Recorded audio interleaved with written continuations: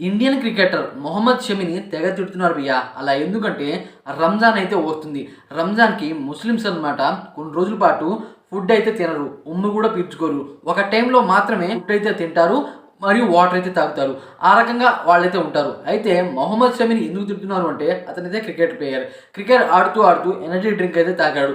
దాన్ని చూసి ముస్లిం సోదరులు అనమాట చాలామంది అతనైతే ఘోరంగా చెప్తున్నారు. అతన్ని క్రిమినల్ కూడా అంటున్నారు. దీని గురించి ముస్లిం ప్రెసిడెంట్ కూడా మాట్లాడాడు.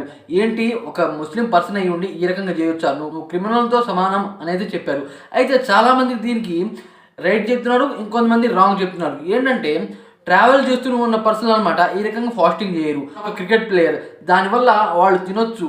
ఎందుకంటే అతన్ని నమ్ముకొని కోట్లాది మంది అయితే ఉంటారు అని కొంతమంది అయితే చెప్తున్నారు. ఇంకొంతమంది ఏమని చెప్తున్నారు అంటే ఇలా చేయడం తప్పు. ఒక ముస్లిం పర్సన్ నుండి మన ఆచారాన్ని బ్రేక్ చేయడం మరింత తప్పు అనేది చెప్తున్నారు. దాని మీద చాలా వీడియోస్ చేస్తున్నారు. అలాగే రీల్స్ కూడా చేస్తున్నారు. ఒక క్రికెట్ ప్లేయర్ నువ్వు ఈ రకంగా చేస్తే మన పరువు ఏం కావాలి అని చాలామంది అయితే ముస్లిం సోదరులు అయితే తిడుతున్నారు. అదే కాకుండా మొహమ్మద్ షమీ గారు ఒక పోస్ట్ అయితే చేశారంట.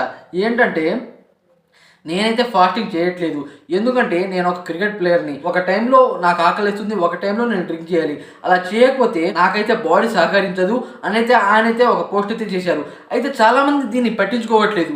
ఆయన తాగాడు అన్న దాన్ని మాత్రమే పట్టించుకుంటున్నారు. అలాగే అతని మీద చాలామంది అయితే రేజ్ అవుతున్నారు. ఇన్‌స్టా, ట్విట్టర్ ఇలా అనమాట సోషల్ మీడియా ప్లాట్‌ఫామ్స్‌లో అలా అనమాట అతన్ని ఫాలో చేసిన వాళ్ళే తెగ తిట్టి, తెగ ట్రోల్ చేసి అదే కాకుండా అతను అనమాట పచ్చి బూతులు అయితే తిడుతున్నారు. క్రికెట్ నుండి బయటకు తీసేయాలి అని కూడా చెప్తున్నారు. మొహమ్మద్ షమి ఇలా తాగడం చాలా మందికి నచ్చలేదు. కాకపోతే అతను ఒక క్రికెట్ ప్లేయర్.